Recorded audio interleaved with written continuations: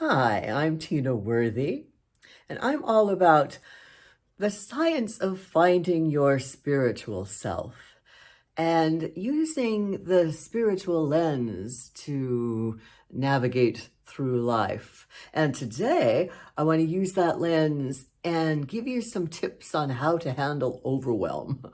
I don't know about you, but some days I've got a to-do list like a mile long, and I get so overwhelmed that I'm just completely inertia sets in and I get nothing done at all.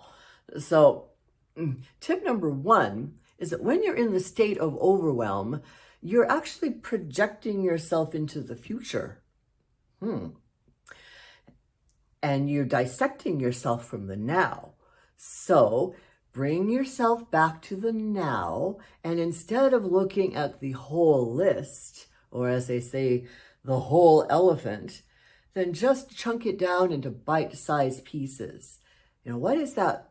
What's the first step or the most important thing on that list? And do that first and focus your attention solely on that, because our poor little analytical minds can't handle too much information at once.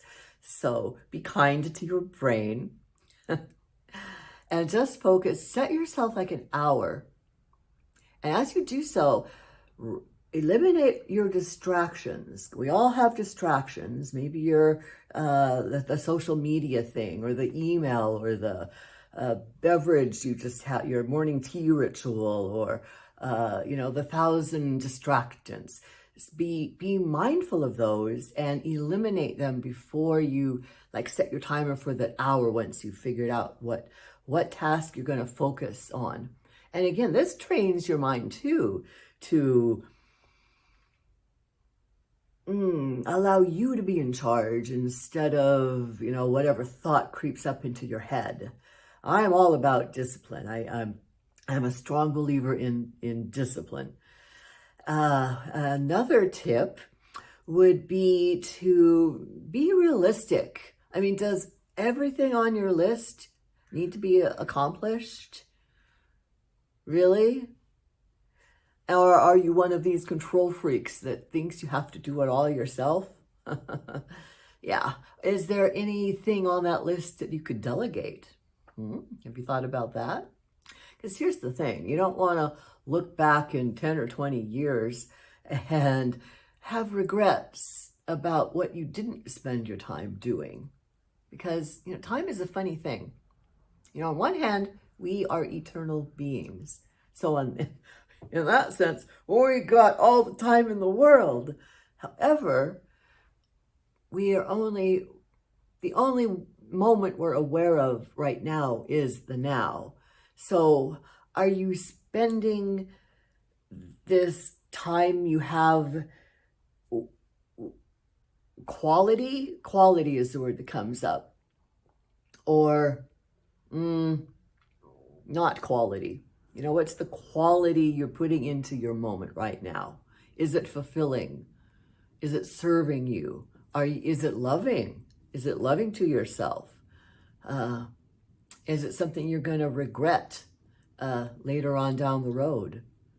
So these are the kind of awarenesses that you can carry with you all the time. Okay, let's see, back to tips. Be mindful of your thoughts regarding your to-do list. Do you say things to yourself like, oh, I never get anything done. I just feel like I'm on a gerbil getting nowhere. Well, if you're projecting thoughts like that, then that is the situation you're creating. So perhaps give yourself more supportive thoughts like, I always get my goals accomplished each day. And I feel so good about myself for what I accomplish. And I have plenty of time to do the things that I enjoy. Things like that are supportive. Let's see. Get help when you need it. If you come to a place in your activities or your to-do list where you feel stuck, well, here's 2 tips on that. Either get some help professionals can save you a lot of time and money if you get the right one.